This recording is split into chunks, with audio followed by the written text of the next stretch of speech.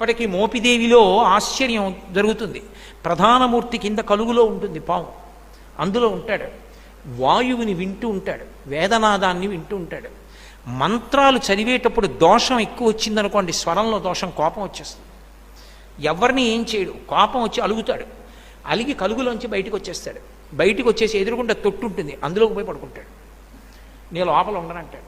నాదం తప్పు వస్తోంది, స్వరం తప్పు వస్తోంది, నేను విన్నా మంత్రం అంటాడు. అప్పుడు వచ్చి మళ్ళీ స్వరంతో చదువుతారు మంత్రం.